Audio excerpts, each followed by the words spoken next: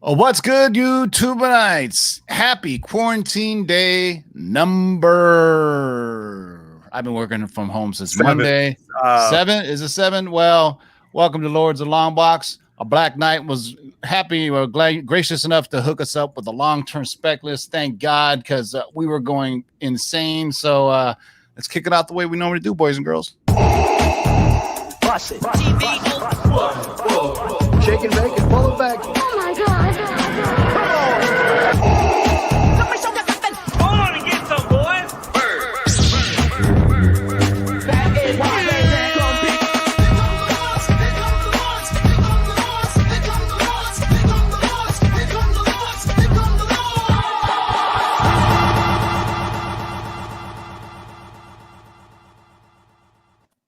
Welcome to another edition of Lords of Longbox. We have a Black Knight Report long-term spec list on the DC side. First, let me introduce my cohorts. Milton the Man, we'll say what's up, Zach.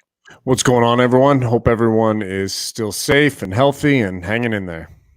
Yeah, right. Also, I got my man, Otto the Board. Say what's up to the good people. What is up, everybody? Glad to see everybody here on a Friday night. Friday nights just aren't the same with this quarantine going on, but I'm happy to spend it with you guys talking about comics, man. So let's talk some books. Yeah, let's do that. Let me trying to fix my stuff here. Okay. That's weird. It's like all right. Just trying to fix my banners and stuff. Saying what's up to everybody in the live chat that's been tailgating. I know you guys have been bored. I wonder if you guys are sick of us yet. We've been like how many, three or four times this week? Yeah, 3 or 4 times at one time. You know what? We're doing this for you guys, and we're kind of doing it for ourselves. Because Otto and I have been working from home. Manimal, you kind of been working right on and off. I still kind of got to go in, but they're telling us to, you know, if you don't have to be there and you can do work otherwise, then yes. That makes sense. Whoa. Tim's messing with the layouts. Oh, yeah. There we go. Sorry about that. You know what? It's super laggy right now. StreamYard is super laggy. So sorry, guys. I don't know what the hell's going on, but that's how we go live, guys. Shout out to Rag718, Oz Rally, Daniel Ibarra, JW Statues. Future shout out to JW Statues for this $20 super chat. Have a great show, brother. If y'all get a chance, please check out the new Pennywise review from ECC. Go sub up JW Statues. Some of the best special effects and graphics on the YouTubes. He has a statue show. Him and his daughter do some really cool stuff on there. Chad Crow, what's up? Matt Forge, Victoria Pagic, Bilbo Hauser. It's always fun saying Bilbo on this show. Pop Culture Minefield. What's up to the Pop Culture Minefield guys? I'm going to go on a live show with them probably next week or something. I've been busy. I think I'm going to be working from home again next week because I'm in California and Governor Newsom has said just work from home if you can. I was kind of an exempt employee because I work for healthcare, for 5 hospitals, but we're considered administrative staff since we are IT support. So I can do most of my job from home. So we'll see, man. I'm still waiting to hear from my director if I need to come into work next week. Manu Diaz, Parasite, Symbiote, Knights of Ren 789, Fido J, Adam Ore, very Gary Comics in the house. You should Bilbo, and we got Gandalf Clarkson here. That's right. Oh, what's up with that? Bilbo and Gandalf, man. Tyler Rolnick, what's up, everybody? Shout out, first of all, we want to give a big shout out to our sponsors. Go support our sponsors if you can. KRScomics.com. Go to KRScomics.com. Use the discount code LOTLB. They have been impacted by the ramifications of coronavirus. So go check out KRScomics.com. Use discount code of LOTLB to get 15% off any KRS Comics exclusive. The comics they had at C2E2, WonderCon are both up there. And they were going to be at ECC as well. They got some great stuff. I mean, here, I'll just show you, for instance. This is some of the stuff they got right now. Look at that, Marauders. Here's proof that the Lords of Longbox discount code works. What was originally $150 was now $127 because you get $22.50 off using the discount code of LOTLB. They got some great stuff on there. Also, the show is sponsored by our friends at Rocket Comics. Go to Rocket Comics. Hit them up on their different social media outlets, rocketcomics.com, rocketcomics.net, Instagram at Rocket Comics, Facebook, Rocket Pressing.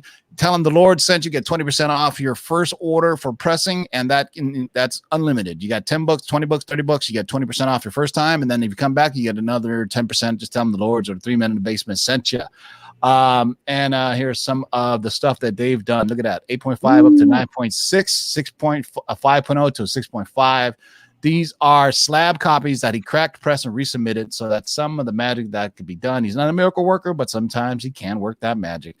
Right now, to speak on some of these businesses, like you said, a lot of these guys are struggling right now because all the cons are being shut down. So if you know any of these people like Gary has a lot of auctions, behind my buddy Rob behind the Red Hood, check out these guys on Instagram, the different places. If you're looking for these slabs, man, try hitting them up before you go on eBay and these other spots.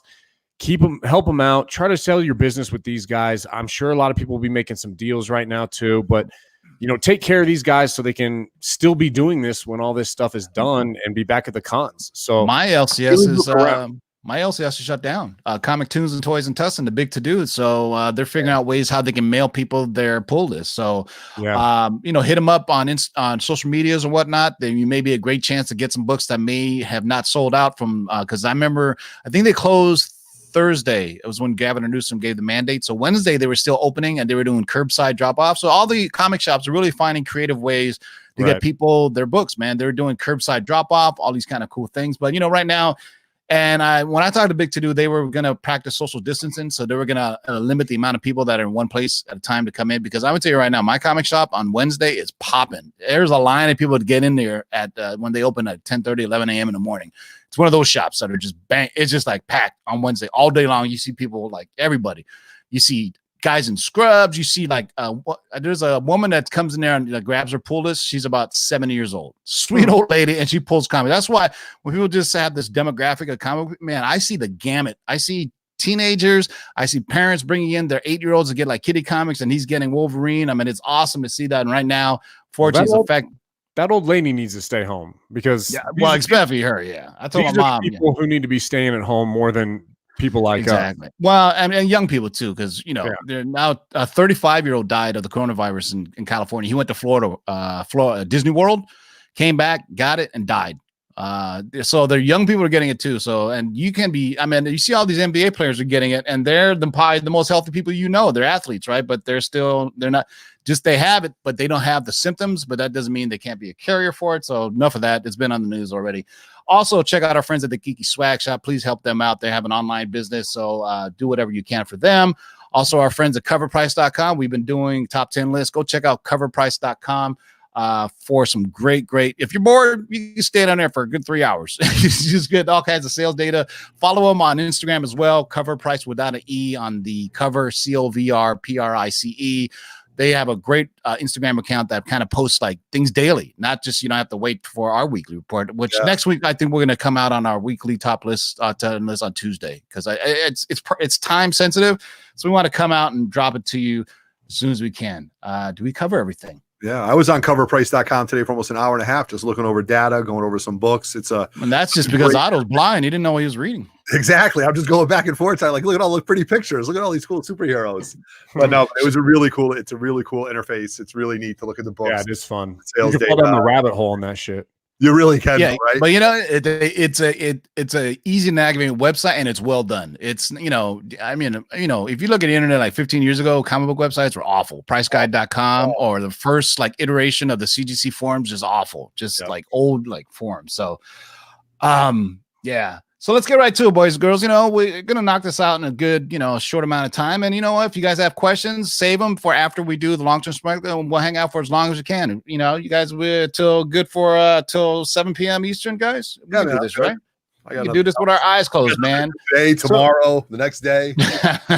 So Otto's is gonna go live every day because he's going crazy. All right. God. So this is from our friend the Black Knight, who's been with us since April or May of last year. He he's remained anonymous. Mikey Sutton has been a source that gave us about 2 months after the Black Knight came, and he found us through the Black Knight.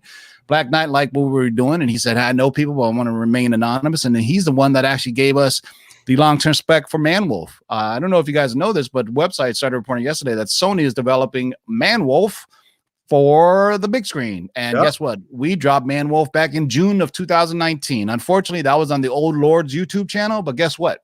I downloaded the audio, and you can find them on the Lords of the Long Box podcast on SoundCloud, iTunes, and Stitcher. If you want to find content going back to June, May of last year. Go to our SoundCloud page, our SoundCloud, iTunes, or Stitcher, and luckily I was able to save a lot of audio from those YouTube shows, and you can listen to them in audio podcast form. There's a good 30 hours worth of content on there. So you can find some music that I did on there from my old SoundCloud page. But all right, who's going when I think of Manwolf? I think of that scene. It's in Spider-Man 2, the Tobey Maguire. Yeah. It's at the very end, and John Jameson like jumps from the dock, or like this one jumps on the stairs, just super athletic jump, and to go save Mary Jane after she's already been saved. Like they were planning it already, remember? Because that's the origin of him. He was in the first movies, and it was like they never got around to doing that. If you guys want to know, he was J. Jonah Jameson's son, who was an astronaut, went off to the moon somewhere, got some powers, and came back. And so you're right about that. I totally forgot about that, but I remember the character was in the Spider-Man movie, but I don't remember that crazy athletic jump that he did. Go back and during this and watch, and you'll see it, dude. And it's just like, oh, fuck. Yeah. Like, hey, we planned on doing this, but you know what you got instead? Venom. So. All right. So this is from our friend this is based on the Superman and Lois CW show that's coming. And this isn't just for the first season. Greg Berlanti is working from home, and our people were, at least our guy was able to talk to people on Berlanti's team and said, this is what we're planning for Superman and Lois. So this list encompasses not just the first season, but they planned out the first couple of seasons. And that's how far ahead. Berlanti is still working from home. So this is for the Superman and Lois CW show. And they're really high on Superman, at least on the CW side. Berlanti is a big comic book head, so they want to do this. Superman on the DCEU side, we'll still see, man. We'll talk about the news that also came out about Wonder Woman later, too, and how truth it is, because we'll have to debunk some stuff. But first up on the list, who do we got, Otto? Oh, it's me. We got. Oh no, I'm sorry. This is Justin. Oh no, this is Manimal, because you didn't want to do Inner Gang. Yeah, we got Inner Gang. So Inner Gang is a nationwide criminal organization that's headquartered in Metropolis. They're kind of a revolving mafia type gang that's been equipped with apocalyptic weaponry and technology, usually given to them by Darkseid and any of the new gods of Apocalypse. The leaders, can be anyone. The big names are Bruno Mannheim, Morgan Edge had some affiliation with them for a while. But they're really just kind of this grunt team that you probably will see as, a street level threat for Superman that he goes up against. So nothing too crazy here. They've been around for a while. Dare I say it almost sounds similar to Spider-Man Homecoming, when you got the Vulture with the villains are what are the aliens? God damn, I forgot already. The Chitauri weaponry. Chitauri weapons, yeah. Yep. Yeah. They're not like a big threat by any means, but they're an old Superman villain. They've been around for a very long time, pre-crisis, post-crisis, Infinity Crisis, 52, so they're a named group, but not too crazy. I'd be curious to see if there's any sales data. And look at that. So a 9.8 sold for $806 back in 2014. So not many high grade sales. I mean, it's a 15-cent book. You got a 9.6 that sold for $215 on the 2013, but 9.4 seems to be the sweet range here. You had a couple sold last year, 191 back in July of 2019, but then you had a spike of $399 back in January 2019. So there are some sporadic sales in this. It's a kooky book, so I don't know if people really collecting and specking on Inner Gang, but I bet you they will now. I mean, it's kind of an interesting little group of villains that you can have. Remember, this is something that's planned over a few seasons, so it's not just one season and done. So we never know if they can hang around, they can be used again. You never know, man. All right, next up on the list is one of Otto's favorites. What do we got? Right, Neil before Zod, General Zod himself. General Zod first appeared, you guys, in Adventure Comics 283, which came out in 1961. Fun fact about this book, not only is it the first appearance of Zod, but it's the first appearance of the Phantom Zone. Now, if you're my age and you're old as dirt and you remember the Phantom Zone from Christopher Reeves when he was Superman, and how they put Zod and Ursa and the big muscle guy into the Phantom Zone, very, very iconic part of the movies. To me, like what Zach was just saying about the Inner Gang being a street level, this is the exact opposite. Now you've got another Kryptonian coming. So this, to me, might be a long-term villain in this book.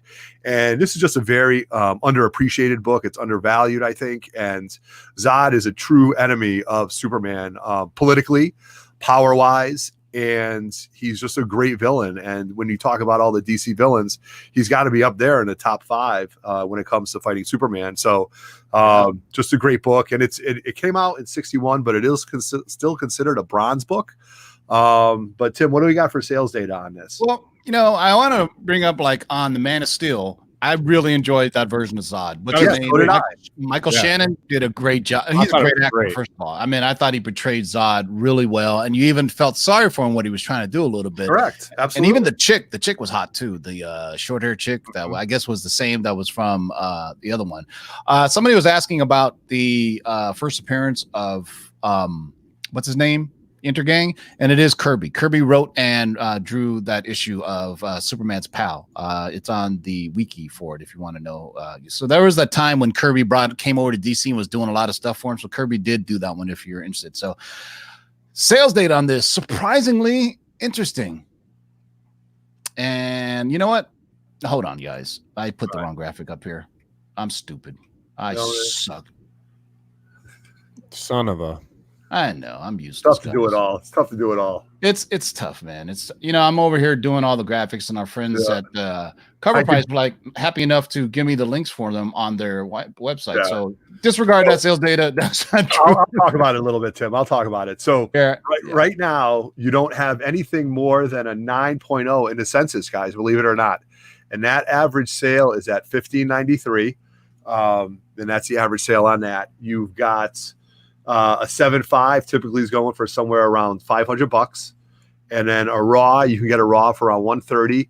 There was that 9.0 sold in August of 2018, which is pretty interesting, for $19.85, and you've got about 155 recorded sales. And this book is trending up big time, and don't know why, but when you go through the census, you can get it all the way from a 9.0 down to a 1 to a 2. There you go.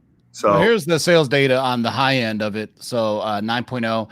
And then I was able to download this so you get a better idea of what the lower grades on this are. So it goes, and this is a direct screenshot from coverprice.com. So you kind of see the sales data on it. So you get 9.0 for that price. Here's some interesting things that kind of jump at you is it's kind of linear, right? You go from grade to grade to grade. Yeah. So, but if you need 6.5 was actually lower than a 6.0, was lower than a 6.0. So it's kind of interesting. It's all over the place on this because, I mean, I would imagine a lot of people were buying this when Man of Steel came out, right? And some of the dates on this are pretty old. I mean, there's a 8.0 that was just last month for $8.85. But I would imagine what's cool about coverprice.com, it tells you if it's a key or not. I don't know if you need to know that. But a lot of times when you look up the comic, it tells you if it's a key book or not. So it's kind of interesting, right? So don't be so hard. It says TJ Slabdragon says, don't be so hard on yourself. You're not the one that said 1961 was the Bronze Age. We just had a conversation about that before going on the air. I meant Silver Age. I apologize. We were saying when the cutoff for Silver and Bronze Age are, so it's a little bit interesting. But thank you for joining us, man. So next up is we got who's going on? We got Doomsday. Oh boy. So if you don't know who Doomsday is, turn us off. You picked the wrong channel to watch. So Doomsday, obviously, little background, has been the first person who ever killed Superman. We have with Doomsday, he's actually shown up in pretty much every iteration of Superman in media as well. So we saw him on Smallville. We saw him in Batman vs. Superman. I guess we didn't see him in the original Reeves Superman stuff, but he's definitely made some kind of appearance in the majority of Superman. He's, a more modern villain for Superman that has really stuck around for a very long time. His history is they've gone back and redone his history a lot and filled it in. When he first showed up, he was just buried underground and no one knew who the hell he was and where he came from. He kills Superman. They've gone back and filled that in a lot and kind of made the character a little bit better here and there. So yeah, and what's interesting on this was the era of second printings, third printings, fourth printings. I mean, if this Man of Steel 17 is the cameo, and that's a second print variant. So on the right is the first full appearance, and this is the 5th print, which is the rarest of them all, believe it or not, because it has that on a different DC logo universe. And it doesn't seem like much, right? Because this is back in the day where they really didn't do variants per se. I think Man of Steel #1 by John Byrne was the first ever different cover variant. But back then they just kind of changed the color of it. If you look at the different printings, it's just a different color. And on the books themselves, I don't even think they said second, third print. If you look at this, none of them say it. So it's a little bit odd that they don't say that. Nowadays, you get a variant, they'll say second print, third print, fourth print. But back then, they didn't even tell you if it was a variant for the most part. So the sales on this one is interesting because there's about 4 of them. This book was heavily spec'd on when Man of Steel came out, when they found out that the Doomsday was came out, and then it sunk like a fucking anvil in the ocean. After the movie came out, and lukewarm to say per se reception that the movie got, especially we're talking about Batman vs Superman when Doomsday made his appearance, and people weren't really happy with the way he appeared on there. It was basically the abomination from the Hulk, right? It was like a monster that was created and not like the real Doomsday. Yeah, so now we'll see what they could do on the CW budget. Sometimes they can do some really good stuff with the special effects, right? I mean, if you look at some of the Flash stuff. Do you remember Doomsday on Smallville? Did you watch that when he was on? No, that's one of the things I didn't watch. The Smallville version, he was actually like a guy who was like, I can't remember his whole background, but he was actually like a person, like a man, and then he had been experimented on it. He would turn into Doomsday. And the special effects were not great, but it was kind of an interesting take on Doomsday, So yeah, because they all kind of gave grounded versions of the characters in Smallville, right? Yeah, exactly. So, yeah. All right, next up on the list, what do you got, Otto? Otto, you muted yourself again. Right here, guys. We've got Mongul. We've got the first appearance of Mongul. DC Comics presents #27. He's on the cover. You can see it right there. Superman and the Manhunter from Mars. Mongul is actually a pretty neat character because he has been on different animated series, so you can see him, different versions of him. And again, this is not another street level character, but a galactic character, somebody that's going to come in from outer space and be able to deal with Superman. So I'm interested to see what they have with this character. And it's a modern book. You could probably find it, and it's a small wall book if you were looking for it. But sales data, I don't think it's big money on this, right, Tim? You'd be surprised. Okay. So on 9.8, you got back in May of 2019, 9.8 sold for $300, $299, $300 for a 9.8. And I will tell you, it's kind of hard to find this book in a 9.8 because of the dark cover on it, especially along the spine, the dark purple and black on the spine. So you got a 9.8 that hit 441 in June of 2018. 9.6s, look at that. Look at the discrepancy between a 9.6 and 9.8. This is that almost modern type drop, book, right? Where the 9.6 and 9.8s, it's a huge drop. I mean, you're going from $99 up to $300-$400. So this book, I mean, people just were buying this up. This is one my shop always has. If they get in to buy, they always throw it up on the as a wall book. It's a $10 to $20 book on the wall. You know what I mean? But now it may get some pop because I think there's some people who are like always constantly waiting for the next villain and they're just specking on what could be the next villain coming on. So they just buy them all up. So I was surprised to find out that he first appeared so late in 1980s. Like I actually thought Mongul had been around for a lot longer. No, that's the thing about DC, man. It's hard to tell because some of their covers look old, but then they're not. You know what I mean? And then some of their covers look new, and then they're old. Like the one that always gets me, the Superman by Neil Adams, where he's breaking off the chains. Yeah, I always thought that was a more modern book. And then I find out it's almost Silver Age, right? Or is it early Bronze Age? It's an early book, and I thought it came out in like the mid or late 80s. I guess. Yeah. Just shows Neil Adams was ahead of his time back then, and he hasn't done shit ever since. So he hasn't changed his shirt since. Yeah. Next up is one that I'm pretty sure everybody has heard of, even if you don't read comics. If you just watched the Justice League or Super Friends cartoon, you heard of this character. We got Mr. Mxyzptlk. So Mxyzptlk. Mixie. Yeah. Okay, Mr. Mixie. There we go. Yeah, Mxyzptlk.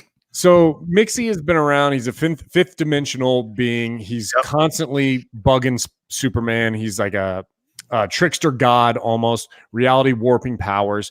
And like Tim said, he's been around in almost every iteration as well. He was in the Lois and Clark New Adventures of Superman. He showed up in Smallville. He recently showed up in Supergirl.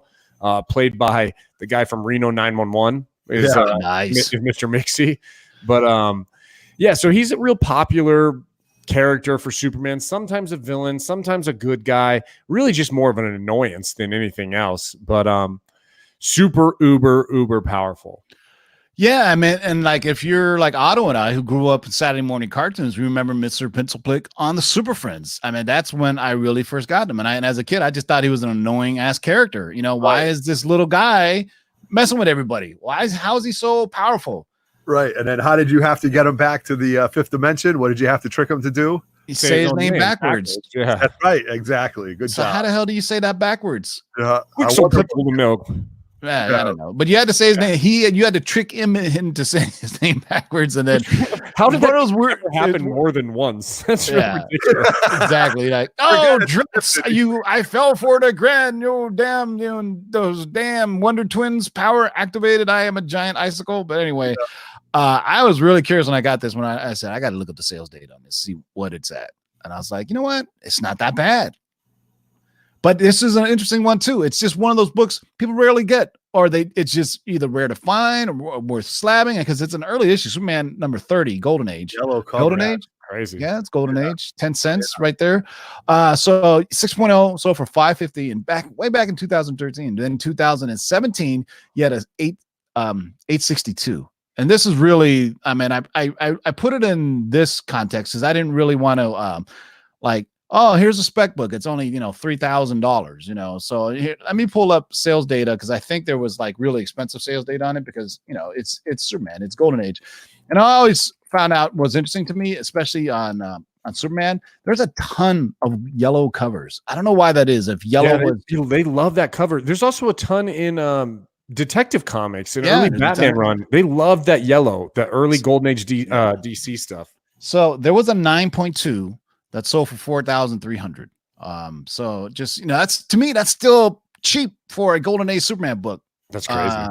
So a 9.2 sold in December of 2013 for 4,300. An 8.5 sold most recently back in November of 2019 for 2,760. This is one of those books where true hardcore Superman fans will go out and get, and they know it's, but it's one of those things, if you don't know who Mxyzptlk is, he's not on the cover, there's no alluding to it at all. So, and there's been other iterations. I think if you look at, I think they rebooted the character a few times. So yeah, that's interesting. So this next character, oddly enough, I just read it. Last 3 hours, I've been catching up my reading, and I just read Justice League Dark, King Thor, and some other stuff. And this character actually appeared in Justice League Dark. And I was just kind of curious. I was just reading it. I said, hey, look at that. He just appeared a couple of months ago. And who is it? We're talking about Eclipso. Eclipso's first appearance was House of Secrets, number 61. It came out in 1963. And what's interesting about Eclipso is whether he's a hero or a villain all in one, and it says it right there. And this book will tell you, hey, look, we're introducing a new character right on the cover, Eclipso. I don't know too much about this character at all.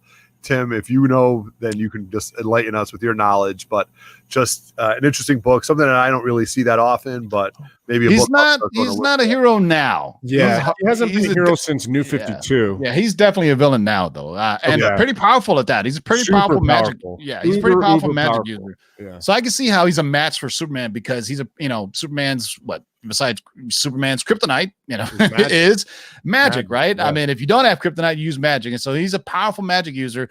And if you guys want the most recent version of him is Justice League Dark, when they did the story with Cersei, I think is her name. She was like messing with Wonder Woman. It's a pretty good story arc, actually. And they trapped Eclipso in like this diamond, and she needs to get a hold of Eclipso to release his magic. And then old school Dr. Fate shows up. Well, at least the kid brings back Dr. Fate, because I was just telling the guys, man, DC does a horrible job of giving you a synopsis or summary of the story up to this point. Like all the Marvel books now, they tell you at the very top, they give you a quick little blurb. And meanwhile, and these are the characters involved. DC just, you open a book and there it is. So, but yeah, I'm catching up on my reading. He's been really connected to this black diamond that like houses him somewhat, his spirit or his power. And even New 52 had a really long storyline about him. I can't remember what title it was in. But you're right, that Justice League Dark, and it's actually pretty good too. They find him in the vault, Like that, Really? the Justice League have been protecting this because it's so powerful, and they can't let Eclipso get loose because people just can't take him, man. Did you read the one with Animal Man, the Justice League Dark with Animal Man that followed that storyline? There's a new artist that came on there that's really good. I don't know who he is. First time I seen it, but if you look at the art on the first Animal Man issue, it's super detailed and really kind of this different style that because it really jumped at me because I was like, wow, this art is totally different from what I've been looking at before.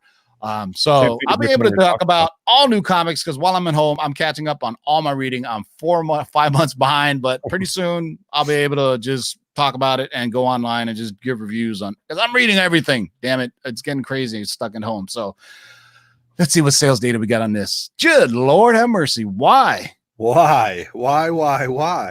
9.4 sold for $4,525. I just think it's a kooky book, man. How many House of Secrets out there you have beside if you're Very Gary, who I'm pretty sure is going to have this up for auction. Very Gary just literally bagged and boarded this book. Not really.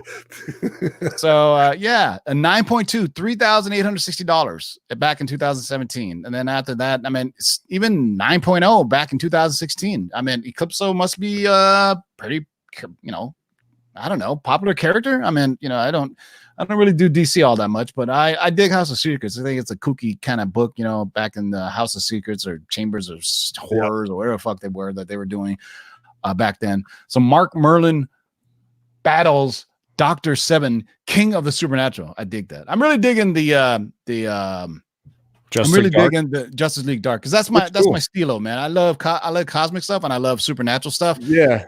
And it's actually, cool the main Wonder Woman, she's like, did you read the early issues? How they started it with they're like, hey, let's make a magical Justice League team, and they're like, well, who's the most magical Justice League member? It's obviously Wonder Woman, who's kind of a magical character. So she was brought all of them together, and it's been a good run, man. I was kind of surprised about it. Yeah, I mean, the only thing, I read the main Justice League book, and I thought I jumped right in at the Justice Doom War, which I thought was really good. The Starro really threw me off, calling people dad and shit. I was like, what the hell's going on here, man? I was like, why is the Starfish calling Batman dad? I was like, and then it ended, and I was like, all right, what's gonna happen in the next issue? And the next issue, they start into War of the Supermen or something. Like, what happened? Did you see they banished the original Justice League or in another universe or something? Yeah, they didn't explain it though. That's what I'm saying. Give me a damn summary and tell me what's going on, because I was like, did I miss an issue? Did it come off somewhere else? But because I was like, basically they didn't win to what was her name? Perpetua. Perpetua.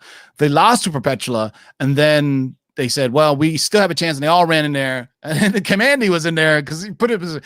I deleted a lot of stuff, so I literally picked up from in the middle of it. So I was like, what the fuck is Kid Commandy doing there? You need to read Hell Arisen, because Hell Arisen 4, the last issue just came out, and that kind of ties into it, and you'll see that they mention what happens next somewhat. Okay. I still have to read. I'm trying to read them as month to month or week to week. Then I just say, I'm just gonna read it entire, because I like it when I have 5 or 6 in the run, so I could just kind of read the entire story arc. So I decided to go that. That's why I read Justice League and Justice League Dark. Then I got Avengers. I'm really, really not looking forward to reading Hickman's X-Men run, to be honest with you. I don't know if I can take. It's good, man. I like it. It's good. Zach, are we still reading it though? Oh yeah, I read every title. So I'm just saying it's really wordy, man. I'm hoping I could, because when I see a lot of text dialogue, I just have a tendency to just skip through it, because normally you could do that, but then on Hickman you're like, oh shit, I missed something. I got to go back and read it now. So it's not bad, and the fact that they have all the different titles kind of breaks it up a little bit. The story's a little broken up into so you can focus on them.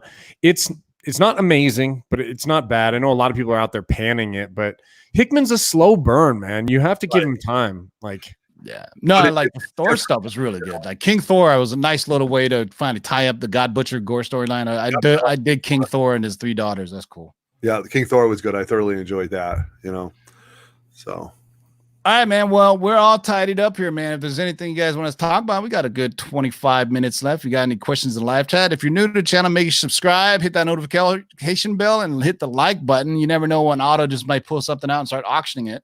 Right, that's right. I wish I had some stuff, but I got stuff put aside. And this time is a good time to be organizing your books, maybe reading some old books. I'm pretty sure if you go Gary Very Gary will have an auction soon. If you don't have enough stress in your life, go peep out Very Gary's next auction. It'll stress you out, and you can buy some cool books. But I'm pretty sure he'll have like 2 auctions going on for now. I'll buy it now. He'll have like people on the side, people on top, people at the bottom. I had to stop watching. I was getting stressed out. I was like, Gary, come on, you're killing me over here. You're killing me. So JLS says thoughts on Ahsoka. So this is kind of we gotta talk about Justin that. gone, man. Yeah, Did we have that on one of our shows that where you said that Ahsoka? No, you're thinking of we had the girl who plays Quake. She's supposed to be Dr. Afra. I could have swore we also said Ahsoka Tano and some other people. We did say Ahsoka. I don't know if we knew who was gonna. No, we didn't know. Nobody knew, but we said Ahsoka Tano was being just planned for Star Wars. If you haven't known, they have actually cast what's her name? Rosario Dawson to play Ahsoka Tano in season 2 of Mandalorian, which is awesome because great timing. She's going to be on Clone Wars today. Matter of fact, that's got what I watch. I got something to watch when I get off of this. So the storyline for Clone Wars today is going to be her. Fan of the character too. Yeah, she's a big geek. Fun. That's which makes sense because if you think of the timeline, the Mandalorian, Ahsoka is going to be kind of aged up as opposed to where she is right now during the Clone Wars, and she's like the perfect thing. That just shows that what they're going to be doing. I'm trying to think the first time that somebody from the animated series that created is actually live action now. I do believe this is the first time. So you actually, the last time we see her is at the end of Rebels. You get kind of a fast forward. Her and Anakin, yeah. She was at the Battle of Endor in Return of the Jedi, and that she goes off to look for Ezra Bridger. So she was still around at the end of Return. So, and I can't remember what race she is, but yeah, she's a long-lived race. Like it'll be good to see her, man. Yeah, I mean, it's one of the best scenes in Rebels is her finally fighting Anakin. Season 2. That's why Rebels started slow, but man, it got really, really good. I'm at the end of season 3 right now. Rebels very underrated. Rebels started off like I wasn't feeling it, but then I stuck with it. And I was like, man, it really paid off well because I was like, now they could use it because Dave Filoni is, Dave Filoni is the one that created all that stuff, so now they can tie directly in. He's got working with the Mandalorian. That's pretty awesome, man. It's just kind of curious how they're going to make. Well, they can make her because if you look at the live action Star Wars films, there's that chick, the Jedi chick that has those crazy kind of things. That's exactly how Ahsoka Tano I would look. Just paint her in whatever color. Yeah, they got her. Yeah, that's no problem. What I've always loved about the Star Wars movies, and honestly, it was kind of the worst. I know a lot of people don't like the prequels. I like the prequels, but the thing that pissed me off was the CGI'd. I like how Star Wars makes their characters. They actually build the costumes. Yeah, they have no practical sets on the prequels. Everything was all CGI. So that kind of sucked. Right. Yeah. So that's why, like Rogue One, I really love it because they were so heavy on the practical effects. It's funny if you think about the new films, they date everything back to make it look like the original. That's why the technology kind of looks still vectorized graphics when they're looking at the Millennium Falcon and stuff. So they have like the shittiest computers in these like spaceships too. Yeah, they need to bring that shit back into the future because right now they're still using the same vector type like targeting system from It's literally like the Star Wars game from 1983 from Atari. Right. Remember when you were going through that? The other big news of the day that we can debunk is that Warner Brothers is putting Wonder Woman on streaming and demand. No, that's not happening. The Wrap kind of jumped the gun and said this. Other sources have come out and debunked it since then. My guess is it's the worst case scenario that they would do that. I would think they would postpone it rather than put it on streaming or demand, because on streaming and demand, there is a great high level of piracy because anytime anybody can capture something that's streamed or whatever and then just upload it to the torrent sites and everything. They would lose a ton of money on that. So that would be worst case. The only reason you're getting these other films now, like Bloodshot, The Hunt, Invisible Woman just came out. That's a good movie. The Invisible Man. That is a good ass movie. I saw it. I was lucky enough to see that in theater. $8 million it took to make that movie. $8 million is all it cost. It was a great film, man. I thought it was well done. A little funky, little goofy here and there, but for the most part, I thought it was pretty well done. Cool. I enjoyed it. See, those movies have already been at the theaters, so they're like, you know what, the cat's out of the bag. Let's just put it on streaming. Let's cut our losses. Unfortunately, Bloodshot, Onward were like first victims of that. Actually, that Trolls film is going straight. They're not even gonna, but that's not really a big it's not a Right. big movie. It doesn't really matter. Yeah. Did you know there was a troll sequel coming? Have you seen? Do I care that there's a troll? That's what I'm saying. There hasn't been tons of marketing. Imagine the amount of marketing put into Wonder Woman already. Right. Especially Black Widow. Black Widow has already been postponed back. They're not going to put it on. That. You know what I mean? Yep. And they shouldn't, though. I mean, it's a marquee film.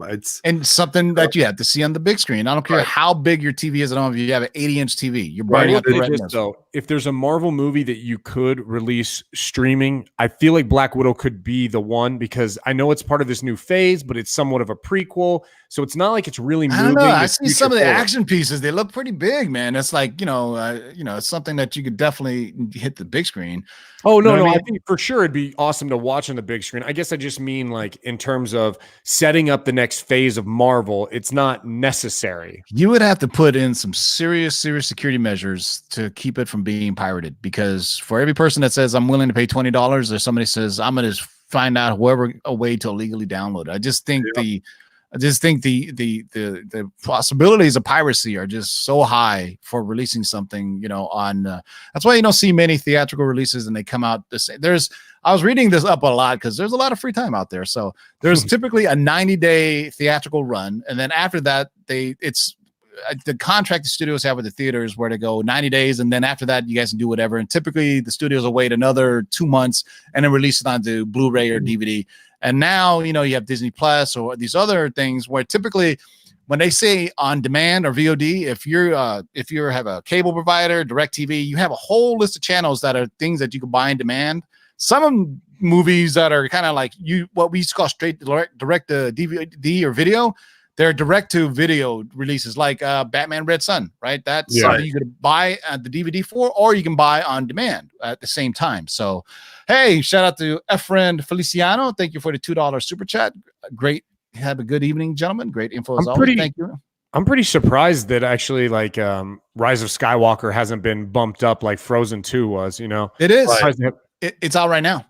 Rise of Skywalker's on Disney Plus? No, not on Disney Plus, but it is on. It's on demand. Yeah. I think April is the for Disney Plus for Rise of Skywalker. Yeah. So right. Yeah. I mean, even though a lot of people subscribe to Disney Plus, I mean, it's not something that they would put a theatrical release on there because it's and because put it this way, there's going to be a time where Disney Plus is going to cost you more. It's not going to be $7 a month for Oliver. That was the hook you in. That was the free crack to get you to buy more crack. That was the first one's free, baby. The first one. And when they put more content on there, then you're going to pay $10, $15 more a month or something like that, which I'll gladly pay for more stuff. It's not like I'm already paying. You guys, not to switch gears, but did we talk about Daredevil and Matt Murdock coming on Monday or one of our other shows when they were talking about him going to be in Spider-Man 3?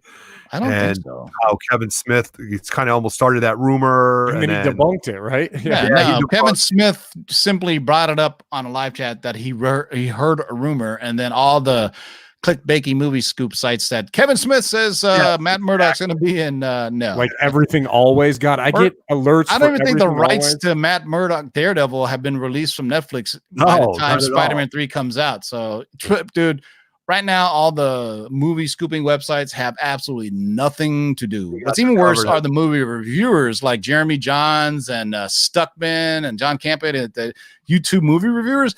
They've gone back to reviewing old movies, because they have to do something. I mean, that's the danger of doing this kind of stuff for a living, which we don't do. So we don't have to do clickbaity type stuff. We just drop the news as we get it. I mean, if I needed to do this as a full-time job, I'd probably be dropping 3 videos a day, 7 days a week, because, to get the count, the views and everything. But there's a lot of stuff out there now. Like I know Stuckman is reviewing like old movies. There's a Netflix. We're trying to figure this out, but Netflix is giving you the ability to have view parties and have a live chat on there. We're trying to figure out how to live stream that same thing so you guys can see us reacting and talking about movies together, short of us just all saying, hey, at this moment, we all could play at the same time. There's a Netflix party, something that you can do this and chat along with it. What is it called? Netflix party or something like that? Netflix party. You sent it, right? Yeah, I forgot already. About it. But it's almost like we've got to find parts of certain movies and then like review it. Like, all right. Yeah, now we can finally do our Mystery Theater 3000. Yeah, that's unbelievable. So it's called Netflix Party, and it's a Google Chrome plugin. So you can watch Netflix with friends, and there's a live chat that allows you to interact with each other. So there you go. Look it up. It's called Netflix Party, and it's a Google extension for Chrome. Or excuse me, it's a Netflix Chrome extension, and allow you to do this. So there's got to be the way we can interface this with YouTube to do it live. That would be pretty awesome. So basically, it's not having 10 people in your house to watch it, and you can all do that. So, like I said, what we can also do is Mystery Theater 3000 other YouTube channels. Right. If you guys don't mind, I mean, if you want, volunteer your own channel, and we will do a Mystery 3000 theater, and we will make fun of your channel. But it'd be all in good fun. We won't talk about your mama. We won't talk about your daddy. Yeah. Grandmothers, maybe. It all depends. But we won't. We don't want to get with their feelings hurt. Yeah, I mean, that's why I'm saying I don't want to just pick a YouTube channel. Just do it if it's, maybe we'll do the NY Warriors because those are our friends. Yeah, right. Maybe we could pull up old comic book fanatics, old videos, and do that parody of that when it used to be like 10 people in a live chat. But yeah, so we've been talking about this for a good year now, doing a Mystery Theater 3000 and other YouTube channels where we just kind of sit there and we watch their shows, and then we kind of just give our 2 cents on it and be goofy with it. So, it'll be all poked in good fun, man. But if you're usually offended, we won't we'll see. We don't want to do too many flavors. Don't promise. But it would be all fun. Like, what do they say? Imitation is the best form of whatever. You know what I'm saying, right? Parody, whatever, man. We'll be the Weird Al of YouTube, comic book YouTube channels. Talk about a very specific niche crowd, right? Right. Like just comic book YouTube channels that we know. I mean, outside of that, I mean, if we did somebody knew, like we can do like Beyond the Trailers, or what was that? Real trailers, or those things. Like, we got to just find the technology to do it because we got a lot of time right now, so we can act out comic books. Yeah. So if anybody has great graphics and wants to do moving animated comic books, we could do voiceover for it. So, all right. See, Sequential Geek said ripping on somebody is the best form of ripping up somebody. See, there you go. There you go. Yeah, and it'll bring views to your Honest Trailers. That's what it was. I love those Honest Trailers. That guy's voice for Honest Trailers. His voice is so big now that he actually does real trailers. If you guys know the guy that does Honest Trailers, yeah, and he's huge now, and he's got that thing on there's a service where you can pay celebrities X amount of dollars, and they'll do like a little video for you. Yeah, yeah. Like I was just looking at one your phone or something. Like Ric Flair will do one for you for like $500. That's it. Yeah, are you serious? Dude, I would pay Ric Flair for that. I was thinking like 90-second thing, like it's a Nature Boy watching 3 Men in the Basement, Lords of the Long Box. Woo, the whole thing. I wonder how much Donna Cates charges. He would love to do us, right? Yeah, that would be fun. Speaking of the devil, there you go. Matt Forge Comics beat us to the punchline. Any other news, man? This news has been slow, man. I would say typically right around this time, things are building up to San Diego Comic-Con because it's only 4 months away. I'm gonna try to get some inside information for you guys. My brother actually works for San Diego PD, and so like when he says San Diego Comic-Con comes around, a lot of cops volunteer for it because it's an easy gig to have, and cops love overtime, so they always volunteer for that. And he tells me he's been a training officer he's been an officer for like 6 years now, but now he's a training officer. So he takes officers on the field. So it's a good pay grade bump for him. But he says typically it's a seniority thing too. Like all the other cops who want it. Cause you just stand there. There's not many drunken San Diego cosplayers causing a commotion at San Diego Comic-Con. So you just got to hang out. But I'm trying to find out from him because he's like telling me, like giving me stuff that around San Diego is being canceled. So we'll see. There's a lot of, man, San Diego is not ECCC or WonderCon. It is huge tax dollars for the entire city, the events, the hotels. If you know all the hotels for San Diego Comic-Con, they book like a year in advance. Yeah. Hotel, airfare, all the restaurants around the Gaslight, everything. Old Town. I mean, everything is great. I mean, that's why they got till July 23rd. I've gone the past 2 years.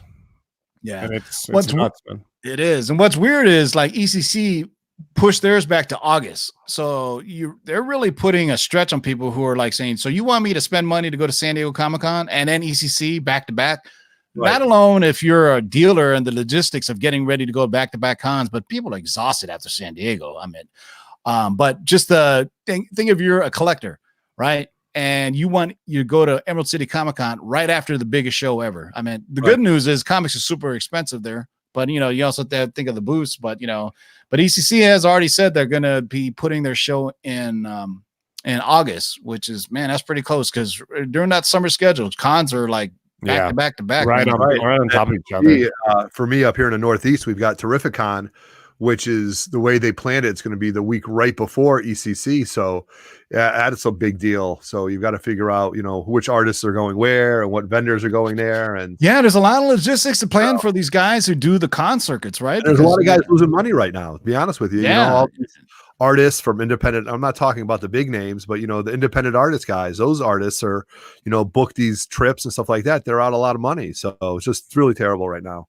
Yeah. As a matter of fact, as soon as we leave here, I'm going to go order a pizza and some wings so I could help out my local pizza parlor and the guy who does the Uber Eats or delivery for it. You know what I mean? What a guy. Stimulate the economy, Timo. Yeah, I mean, I did that last night too. I paid $25 for a thing of fried rice. I was like, God damn, it was like expensive. Yeah, I did some Uber Eats for lunch today also. It's expensive, right? I mean, you get the delivery fee, and then they ask you want to leave a 20% tip. You're like, okay, fine. Right, but, it's all going back in the community. But that's why check out our friends at KRScomics.com, our friends at the geekyswagshop.com, our friends at coverprice.com, our friends at KRScomics.com. Support all these guys because that's their business, man. Like us, don't feel sorry for us for now. I mean, we have full-time jobs. I've been working from home since Monday, and it looks like I'll be working from home next week too. So sometimes it's busy, sometimes it's not. So like Pop Culture Minefield asked me to be on a live show yesterday, and I was like, oh man, it's just one of those times where I have to be right in the middle of something for work. But you know what, maybe next week we'll see how it goes. I mean, Ryan is working from home, and it's hard for him to get on the show because he's a parent, so he has to work and take care of the kids. Otto too. I mean, shout out to Orgo for the $10 super chat. Great shows, guys. Squadron Supreme was recently mentioned. Did you know which version of Hyperion? There are so many. I don't know, but I think we had Squadron Supreme on a long-term spec list, if I don't recall. I mean, it was so long ago, but I definitely remember because we were talking about Hyperion, Nighthawk, and that chick.